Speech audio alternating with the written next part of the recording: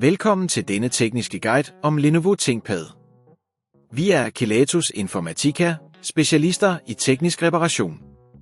Vi henter din enhed hjemme hos dig, udfører en gratis diagnose og sender dig et tilbud, før vi reparerer. Ingen opkald, ingen ture.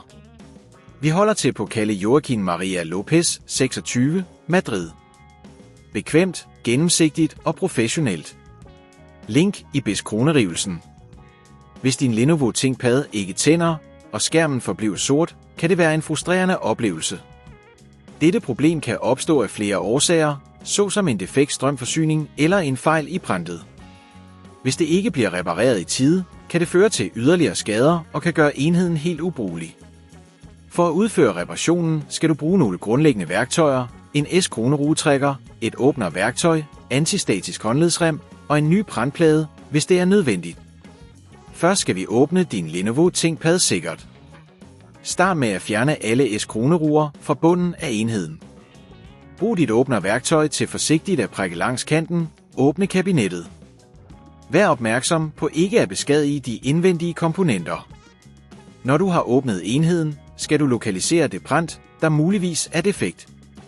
Det er normalt placeret tæt på strømindgangen.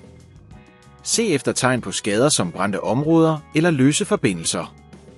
Når du har fundet det defekte print, skal du forsigtigt afbryde eventuelle kabler, der er tilsluttet det. Tag S-kroneruerne ud, der holder printet på plads, og træk det forsigtigt ud. Hvis du skal erstatte det, skal du tage det nye print og sætte det på plads.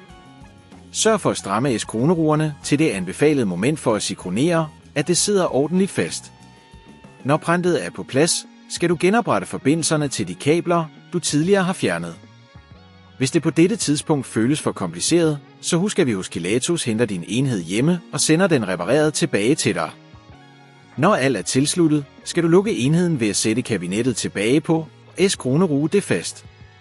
Inden du tænder for enheden igen, skal du sikronere dig, at alt er korrekt samlet, og at der ikke er nogen løse S-kroneruer. For at forhindre, at dette problem opstår igen, er det vigtigt at passe godt på din enhed. Hold den ren og fri for støv. Undgå at udsætte den for fugt eller ekstreme temperaturer. Sørg også for at have en stabil strømforsyning, når du bruger den. Hvis du ikke vil risikere at beskadige din enhed, så henter vi hos Kelatos den op, reparerer den og leverer den hjem til dig overalt i Danmark. Link i beskronerivelsen.